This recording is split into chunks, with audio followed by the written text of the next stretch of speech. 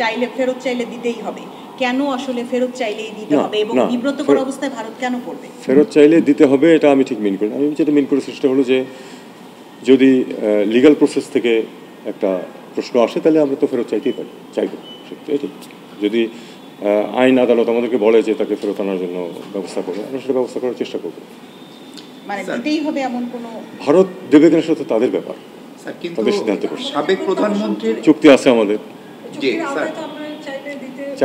চাইলে দিতে পারার কথা, কিন্তু সেটা কিন্তু আবার একটু লিগাল প্রসেস থাকে। তো আমি জানি না সেটা কীভাবে হবে, এটা স্পেকুলেট না করাই ভালো। তবে যদি আমাদের লিগাল সিস্টেম চায় যে তাকে ফেরত আনা হোক, আমরা অবশ্যই চেষ্টা করবো ফেরত আনতে। স্যার, ভারতের রাষ্ট্রদূতের সঙ্গেও সিএর বৈঠক হয়েছে, উনি আপনার সঙ্গে দেখা করেছেন। সাবেক প্রধানমন্ত্রী শেখ হাসিনার ভারতে এখনকার স্ট্যাটাসটা কি, মানে উনি কি হিসেবে থাকছেন, বা তার সঙ্গে তার পাসপোর্ট যদি বাতিল, এটা বরং ভারতীয়দেরকে জিজ্ঞেস করুন যে কি হিসাবে আছে। না, উনার তো পাসপোর্ট বাতিল হয়েছে। পাসপোর্ট বাতিল হলে তো তাহলে উনি কিভাবে আসবেন? না, রেড পাসপোর্ট তো সকল বাতিল হয়েছে। হ্যাঁ, অটোমেটিক্যালি।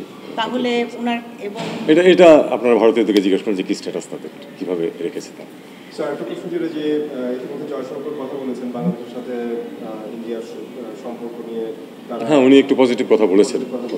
এর মধ্যে যেই আজকে একটা রিপোর্ট আছে প্রথম আলোতে যে আপনার ভারতের সাথে আমাদের যেই এলওসির আওতায় বেশ কিছু প্রজেক্ট আছে, রাস্তা, এগুলোতে কন্ট্রাক্টররা নাই এখন, সুতরাং এই প্রজেক্টগুলো এখন পড়ে আছে। দেখুন, আসলে ব্যাপারটা হলো যে একটু তো এটা অনস্বীকার্য যে কোনো বিপ্লবী কর্মকাণ্ডের পরে কিন্তু একটু কেওস থাকতেই পারে, এবং আমাদের এখানে তো একটু ল অ্যান্ড অর্ডার নিয়ে প্রবলেম ছিল, এটা অস্বীকার করে তো লাভ নেই কোনো, ছিল, সেটাকে কিন্তু আমরা নিয়ন্ত্রণে নিয়ে আসতে পেরেছি।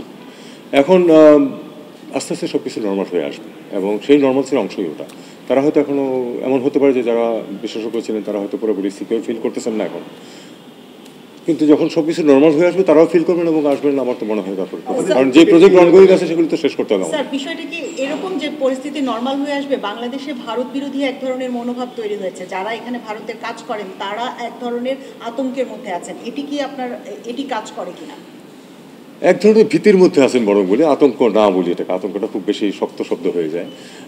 সেই ভীতি থেকে আমার মনে হয় তারা একসময় বেরিয়ে আসতে পারবেন, সেটা পরিস্থিতির নিরিখেই বিচার করে। স্যার, মিয়ানমারের সাথে আমাদের কোনো সেটেলমেন্টের সম্ভাবনা আছে?